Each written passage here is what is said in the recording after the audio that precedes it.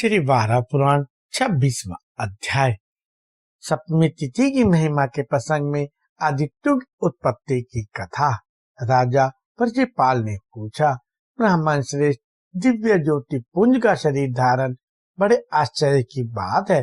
कृपया मुझ शरणागत की इस शंका का आप निराकरण करें।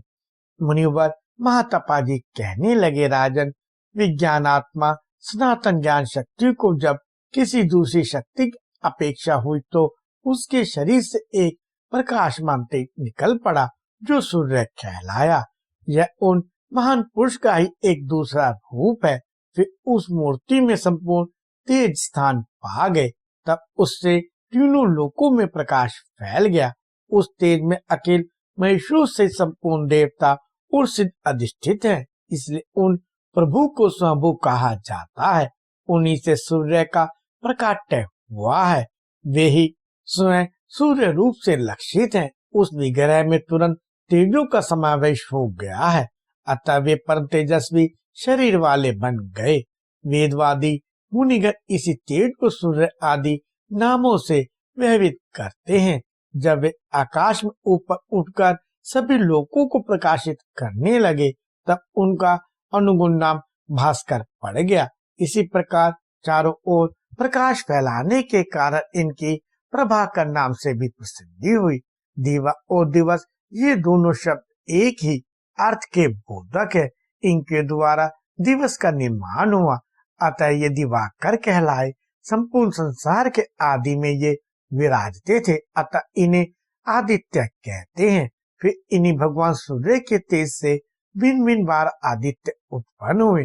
वैसे प्रधानता एक ही रूप में ये जगत में घूमते रहते हैं। जब इनके शरीर में स्थान पाए हुए देवताओं ने देखा कि यही परब्रह्म परमेश्वर जगत में व्याप्त होकर तेज फैला रहे हैं, तब वे श्री विग्रह से बाहर निकल आए और भगवान की इस प्रकार स्तुति करने लगे। देवता बोले, भगवान, आपसे जगत की सृष्टि होती है। आपके द्वारा ही इस विश्व का पालन और संहार होता है। आप आकाश में ऊंचे जाकर निरंतर विश्व में चक्कर लगाते हैं। ऐसे प्रभु की हम सदा उपासना करते हैं। जगत की रचना हो जाने पर प्रतापी सूर्य का रूप धारण कर आप सर्वतेज भर देते हैं, जिसे 7 घोड़े खींचते हैं, जिसकी काल रूपी दूरी है और जो बड़े वेग से चलता है। ऐसे रथ आपकी सवारी है। प्रभु, आप प्रभाकर और रवि कहलाते हैं। चर और अचर संपूर्ण संसार की आत्मा आप ही हैं। सिद्ध पुरुष कहते हैं कि ब्रह्मा, वरुण, यम, भूत और भविष्य सब कुछ आप ही हैं। भगवान, वेद आपकी मूर्ति हैं। अंधकार दूर करना आपका स्वभाव है। आप वेदांत आदि शास्त्रों की सहायता से ही जाने जाते हैं। यज्ञों में विष्णु के रूप से आपकी ही निमित्त हवन होता है। हम सभी देवता आपकी शरण में आए हैं। आप प्रसन्न होकर सदा हमारी रक्षा करें। देवेश्वर, अब हम लोगों के द्वारा भक्ति पूर्वक की हुई आपकी स्तुति संपन्न हो गई।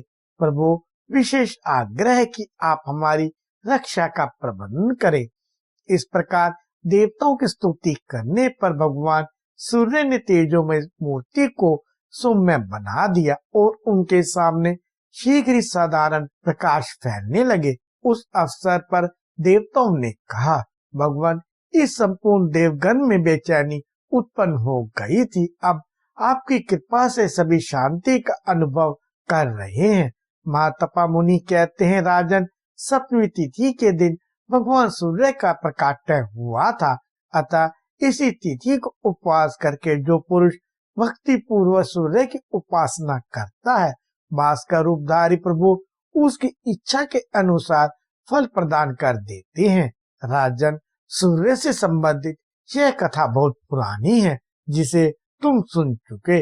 अब आदि मनवंतरों में हुई मातृकाओं की उत्पत्ति संबंधी एक अन्य आख्यान कहता हूँ, उसे सुनो।